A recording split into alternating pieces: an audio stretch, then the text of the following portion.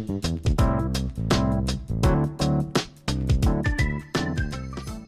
morning and welcome to Crack the Mic podcast with Agent of Change DeCorey Davis.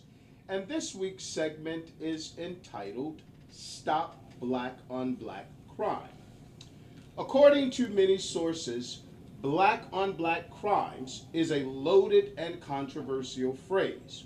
When heard, can either evoke a rage towards the over sensationalized image that's portrayed by the media that paints the black man as one who only have the proclivity to commit crimes, and as a result, thus heightening the chances for unfair arrest, notwithstanding the fact that people from all races commit crimes. In fact, if we were to take a look at the data, it'll suggest that white on white crimes are at a more higher rate when compared to black on black crimes.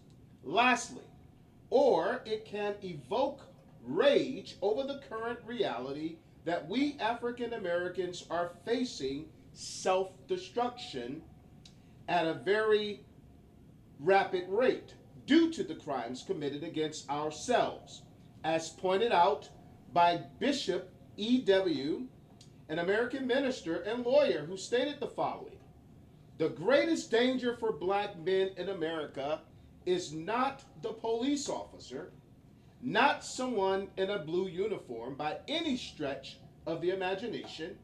It doesn't even compare. The greatest danger for a black man in America today is another black man." And to help me further this discussion, I have a very distinguished panel that includes interim director for Miami-Dade County Police Department, the 8th largest police department in the United States, the Honorable Stephanie V. Daniels. Also, Dr. David Bullock, a gifted genius, mental health therapist, pastor, and a social commentator who has appeared on MSNBC's The Rachel Maddow Show, The Ed Show, and Sirius XM Joe Madison Show, just to name a few. Good morning, lady and gentlemen. Good morning, and thank you for having me. Good morning. Thank you. Okay. According to a new study conducted by the Oxford's Liverhome Center for Demographic Science, published in the prestigious journal Demography, it suggested that preventable causes of death and driving early life disparities in black and white young adults in the United States, and homicide deaths accounted for the largest disparities among young adults and were 20 times as high for black males and 6 times high for their white count for females when compared, to their counterparts. Suffice it to say, the homicide was the main cause of death for young men and reduced the overall life expectancy for black males by more than a half a year. Now, I don't want to point out the fact that these crimes, or to say that crimes is germane to a certain group, because that's absolutely asinine. But as a black man and a dispenser of information, I'd like to point out what I see as a foreseeable problem. And if unleft unchecked, it can definitely lead to our demise. So without further ado, let's just delve into this conversation, if we may. And I want to ask the panel this first question. In your opinion, do you believe that this issue, black on black crime, is a very serious problem that's plaguing the communities of color, or is it something that's being over sensationalized by the media? If you want to go ahead, Director, and share your sentiment on that question? Okay, thank you. Thank you. That is a good question. It's unfortunate that violent crimes continue to occur within our communities. What's more saddening is the fact that we continue to see black on black crime, and sometimes we lose these lives to senseless gun violence. When people revert to gun violence to settle indifferences, they are making permanent decisions to temporary problems. This in turn affects our entire community, not just those involved at the moment. The media constantly reports on crimes happening across our communities. At times, they do take advantage of these acts to boost and at some time to sensationalize what is really happening. Absolutely. I definitely echo that sentiment, Director Daniels. You want to go ahead and share your thoughts on it, Dr. Bullock? Yes, thank you for having me. You know, I have to, in only the way that I can say that people tend to have altercations, incidents, uh, homicidal ideations against people they're around. Mm-hmm. So if I live around black people, I'm going to have those issues with black people. If I live around white people, I have those issues around white people. If I live in mixed communities, then I have those issues and a cornucopia of colors. And so I want to say that while I understand why people use the phrase black on black crime, there is no essentialist philosophical notion, right? There is no universal character trait where black people just tend to perpetuate crimes against black people because they're black. And so we have to take locality and geography into play. Now, having said that, Mm-hmm. I would agree that we need to look at the material conditions, the psychological condition, the social restraints, and the internal logic of the communities that people live in, where there is unemployment, where there may be gang affiliation, uh, where there is an aspiration to having a whole lot of uh, income and conspicuous consumption, but without the necessary hard work and dedication, right? Which work to exacerbate the human tendency to engage in certain activities that would constitute what we call black on black crime. And so I think if we really want to get our arms around the issue, we need to focus less on the labels and more on the conditions that are responsible for the behavior. Powerful, powerful, powerful, Dr. Bullock. Powerful. Okay. Now, I want to go ahead, we're going to go ahead and go to the second question. In an article published in the Psychology Today, Dr. Kevin Coakley, entitled Addressing Black on Black Violence, some thought for those who pretend to be concerned. He stated that black psychologists have been concerned about violence in black communities, pointing out Amos Wilson, a black a psychology professor rather, who wrote a book entitled Black on Black Violence. And in the book, Wilson argued that black on black violence was the result of socio psychological, political, and economic causes that serves to perpetuate the domination of white domination rather. Now, I want to just kind of for I guess posterity purposes mention this here because just as we accept the suicide, accept rather that suicide victims are psychologically impaired, we must acknowledge that a murderer is similarly impaired, and blacks, for both environmental and political reasons, are likely to reflect the environmental, uh, reflect emotional predisposition that allows them to become more readily or readily accessible to becoming a homicide victim. But more importantly, projected self hatred facilitates blind rage and gives the perpetrator of violent attacks a sense of legitimacy and justification. In addition, blacks have been indoctrinated by the criminal justice system, which places more value on white lives than that of black lives. So I want to ask this next question, if I may. And in your view, what role does socioeconomic factors play in this widespread phenomenon that is gravely impacting many of our communities of color? If you can start it out, Dr. Bullock.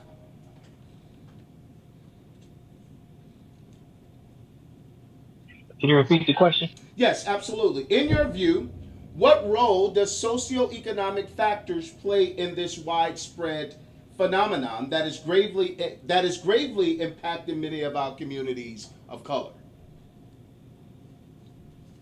Well, I think Amos Wilson, who also wrote Blueprint for Black Power, Mm-hmm. a powerful psychologist, sociologist, Mm-hmm. and Africanist, is a part of a larger school of thought that Mm-hmm. suggests that, hey, um, it is in fact the sociological and economic factors, in addition to the internal psychology, the structural conditions is what we might call them, that explain crime.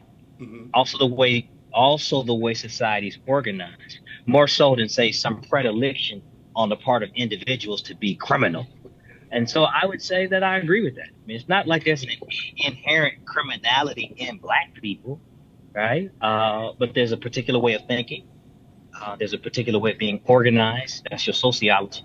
There's a Mm-hmm. particular way of consuming and producing economic goods and having economic relations. That's your economy. And it's a Mm-hmm. particular culture of powerlessness, hopelessness, and what Dr. Cornell West would call nihilism, which Mm-hmm. all creates a formula for the kind of behavior that we call criminal. Powerful, powerful. You want to go ahead, Deputy Director? I'm sorry, Ye- Daniels, and share your sentiment on the question. Yes, absolutely. Socioeconomic factors have always played a role in our communities, regardless of the race. Absolutely. However, as a department, we try to make a positive impact in our communities by working closely with our youth and fostering relationships through our community, through community policing. Keeping their focus or keeping our focus on their abilities and how they can be productive citizens, regardless of their socioeconomic status. That is our focus. Powerful, powerful. All right, we're going to go ahead and take a commercial break and got to pay the bills. We'll be back shortly with the director. At Immaculate Home Healthcare, we recognize the important role home plays in healthcare, which is why we are dedicated to helping you and your loved ones heal at home. Together, we work with you, your physician, and family to help make the transition from hospital or facility care to home care a smooth one. Our team of highly skilled health professionals includes nurses, therapists, aides, and medical social workers that have been chosen for their compassion and commitment to care. They undergo rigorous background checks to ensure that only the most dependable and trustworthy staff serve you. People turn to our home health care for help with services like post-surgical care, wound care, chronic disease management, diabetes, pain management, and hypertension. Home health care costs less than hospital or facility care, and Medicare pays 100% for qualified patients. At Immaculate Home Health Care, we provide quality medical care in the comfort of home. Call us today at 561-372-9108 to discuss qualifications and payment options, or visit us online at www.immaculatehhc.com. We'll be happy to help. Okay, we want to thank our sponsors for their sponsorship, but let's just change the tides for a moment, if we may. And I want to ask this question because we know that there are a lot of folk out there who wants to defund the police.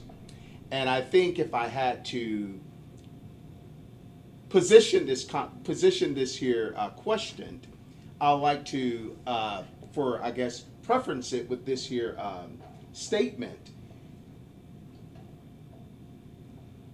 There was once a comment made, and the guy said, hey, listen, just imagine if there was crime, and imagine calling on a junkie or a crackhead. We know that we are a law for society, and we do believe in law and order. However, now, many proponents of this stop and frisk, which was actually something that was a strategy that was brought forth by Orlando W. Wilson. He was the Chicago superintendent in 1960, and he developed this policy, which it gave the impression for criminals that there was cops everywhere. But we know that that particular policy was struck down by a federal judge because if we look at up under Michael Bloomberg's administration in 2011, there were about 5,081,689 stops conducted that 87% of those were stopped, or 87% of those folk who were stopped were either black or Latino. Yet 90% of the arrests resulted in no further legal actions. Thus, the courts ruled it to be unconstitutional because of it racially profiled people of color. But but what would be a reasonable mean with respect to policing our urban cities, because defunding the police would be absolutely asinine. So I'd like to ask you, from a law enforcement standpoint, what would you believe, or the question is, do you feel that there should be a greater presence of law enforcement in our economically deprived communities? And if so, why or why not? We have to remember that the police presence is always important throughout our communities, whether it's a economic deprived community or not. What is most important is how we play a role within these communities. Mentoring is a great part of law enforcement responsibility. Therefore, we will continue to engage our communities with various programs our department and county has to offer. Our goal is to always make sure our community feels like police presence, that our police presence is available and there for the people. And at the end of the day, too, we got to make sure that when we're out there and we're policing, that we're not over-policing the community. So we have to be in those communities, and we have to be mindful that when we're there, that we're not over-policing. Being there and being available for the individuals when they need us. Absolutely. Absolutely. I definitely agree with you on that. We need the cops, but we don't need to be over-policed. I definitely agree with you on that. You want to share your sentiments on that question, Dr. Bullock?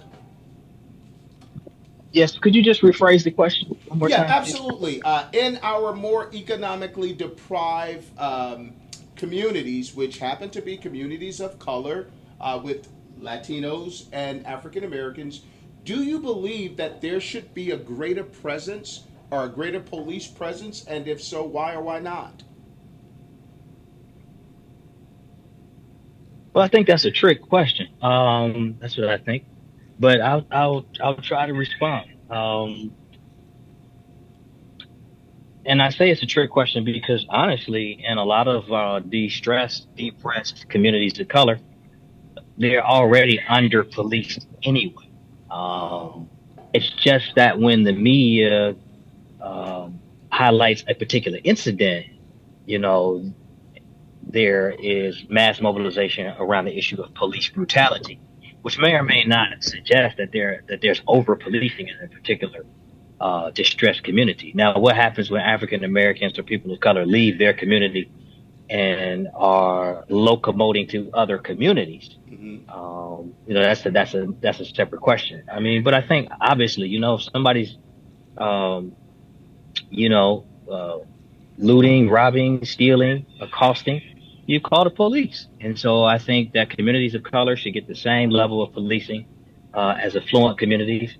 And I think they should get the same level of respect. I think the movement to have community policing, the movement to recruit cadets from the community, changing the training model from ask, tell, take to a model that is a bit more respectful of individuals while also protecting both the life and rights of the police officer. I mean, those are the kind of conversations I think we need to engage in. The whole concept of defunding the police, I think, is a utopian concept in the sense that no one has proposed the alternative to that version of law enforcement. And if you put social workers in cars to respond to particular acts of criminality, that may or may not pan out in the long run. So I think what we need is we need a new training model, a revised training model. We need respect. We need homegrown police officers. We need community policing. And we need the same standard for police conduct in affluent communities applied to disadvantaged communities. I definitely echo that sentiment. As do I. As do I. Hey, man, okay. All right, so let's just go to the next question. And I want to just ask you from, I guess, the Miami-Dade County Police Department standpoint, what is your police department doing to help reduce crime in our communities? Good question. I like to kind of tell the community what Miami-Dade Police Department continues to do to combat violent crime. The Miami-Dade Police Department is constantly working towards reducing violence within our communities. We take part in a lot of initiatives and programs to make this happen. One of our biggest examples is the mayor's Peace and Prosperity Plan that she has out. It encompasses providing many resources. We also have summer initiatives at the Miami-Dade County Parks, where we have our youth are mentored by our officers as well as park employees. Our neighborhood resource units work closely with our communities and provide private sectors, partner with our private sectors to ensure transparency and continue to build trust within the communities. We have our Community Affairs Bureau that plays a critical role with our residents and our youth. We participate in the Miami-Dade Parks Fit to Lead program. Okay. Also, we have our U program. Our U program is an initiative that we started back in 2016, where we have 50 officers that are mentoring our youth, and we literally mentor the youth or involved in their lives almost 24 hours a day.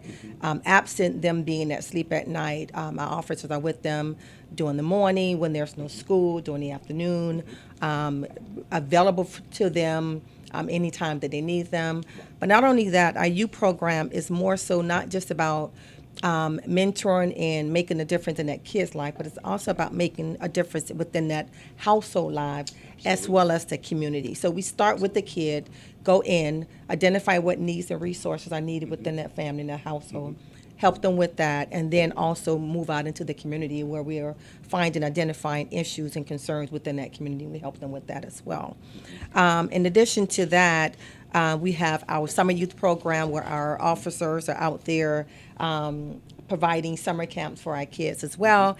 And one thing that we're doing that we've done over the last couple of years, we have a group violence intervention. This reduces homicides and our gun violence. It minimizes harm to communities by replacing enforcement with deterrent and fosters strong relationship between law enforcement and the people that we serve. In addition to that, we also have our Operation Community Shield. It is an initiative that we started approximately 2.5 years ago. It is a two-pronged approach where we're using intelligence gathering as well as proactive enforcement / deterrent initiatives, where we're focusing on the violent areas, and we're focused on we've been very strategic about it, focusing on the individuals who are actually committing the crime. And again, stressing that we don't want to over police. We want to focus on the 1% that is really causing a crime in our community. And so those are some of the things that we're doing to combat gun violence. And suffice it to say, they're doing a great job, because when I look at the 5 most dangerous cities in the United States, guess what, listeners? Miami-Dade County is not on that list. So, hey, kudos to your department and what you guys are doing here. So hopefully what we're doing here in Miami-Dade County, just for our listeners, that this would be something, maybe if you can get in contact with the department and maybe figure out what they're doing, because when you look at Baltimore, Maryland, Detroit, St. Louis, Memphis, and Milwaukee, the top 5 dangerous cities in this country, maybe you want to look at what they're doing here in Miami-Dade County to kind of mitigate the crime that's happening in your area. All right, so let's just go ahead and change the tide for a moment, if we may. And I want to ask you, Dr. Bullock, you can start the question. In your opinion, how can law enforcement and community agencies work in tandem to reduce this widespread issue that's very common in many of our American cities today? I just named 5 top cities, and it's everywhere. It's literally, crime is everywhere. But what can we do from law enforcement? We do have law enforcement here, and you are a community, you're a pastor, so you're heavy in the community. So what can we do to put these efforts that they can work in tandem to mitigate the crime that we see happening in this country? Well, Brother DeCory, let me say thank you again for allowing me to be a part of this wonderful conversation. To your powerful guest, these questions are very, very difficult questions, and I don't know if you're just asking me the hard questions, or if you just have this deep ability to come up with these very complicated questions. I'll say this: criminality. Let's start with the philosophical question. What is criminality? What does it mean for something to be criminal? Well, part of what that means is that it has been labeled criminal by the government.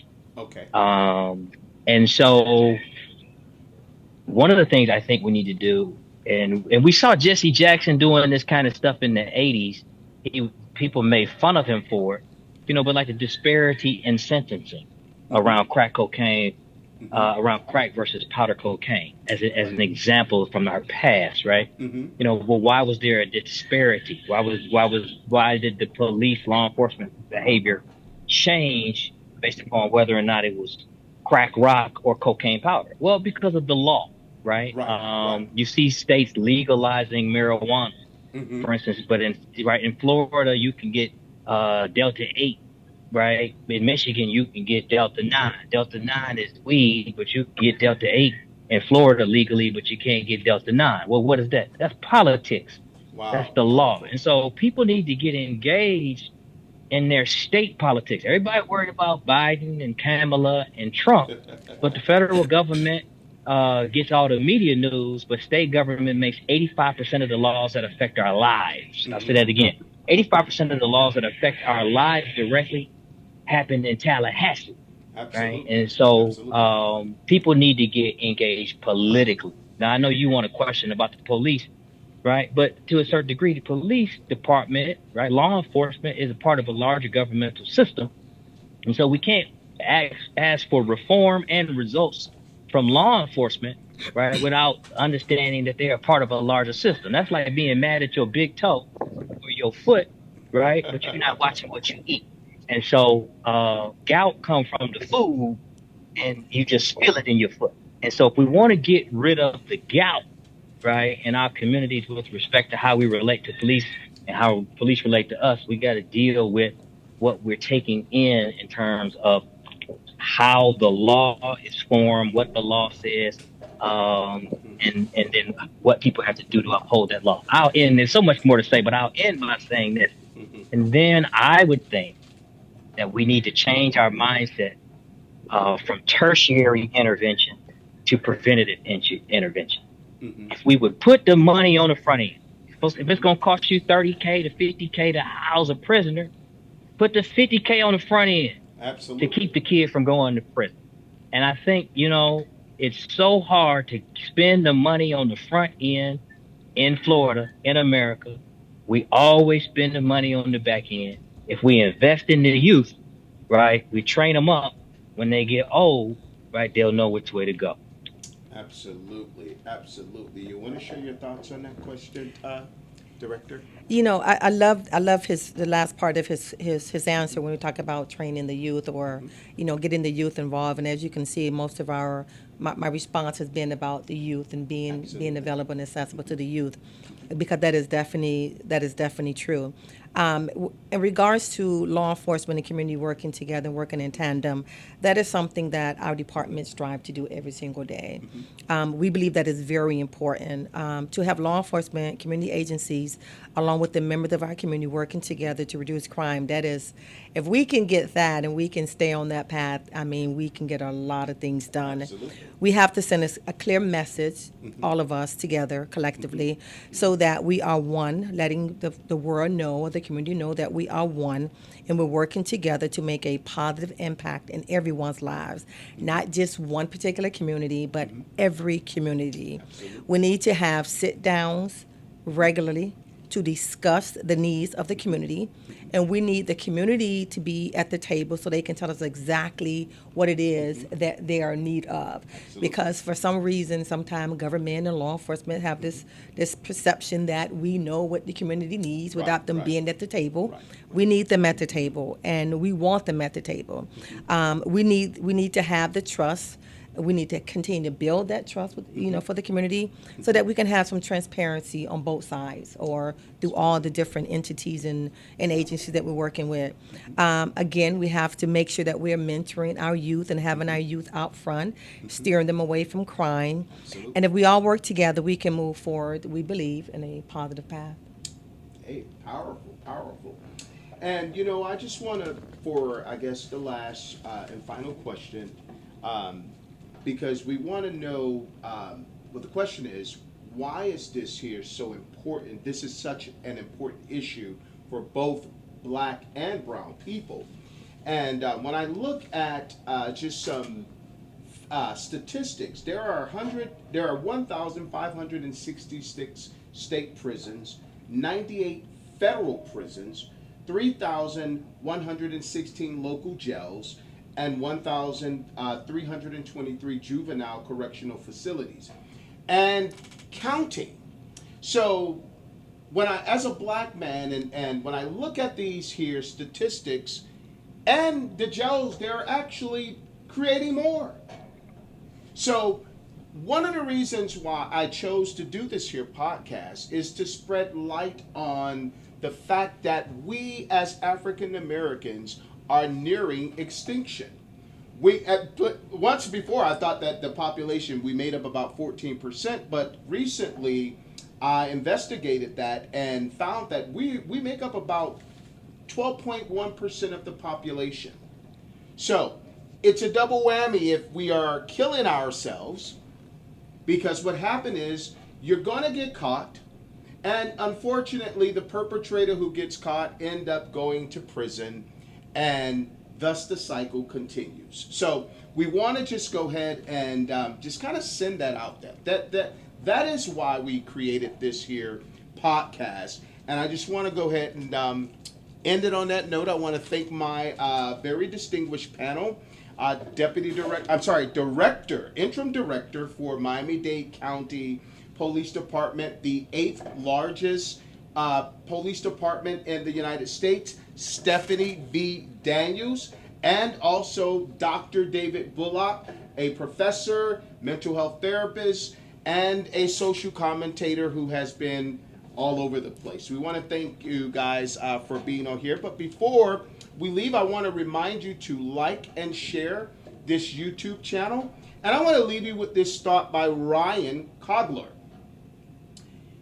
Black on black crime is a massive human rights issue that's going on in America. Again, this is your agent of change signing off with this segment, Stop Black on Black Crime, on Crack the Mic. Peace. Me and old Hal have been together for a long time. Recently, I realized that I could use some help with basic everyday tasks, but Hal depends on me, and I'm not going to leave him. I don't have to. Yes, that was good news, wasn't it, Hal? Immaculate Home Health Care can give you the help you need so you can stay safely and comfortably at home from a few hours a day to round the clock. Call today for your consultation. 561-372-9108. 561-372-9108. Online at ImmaculateHHC.com.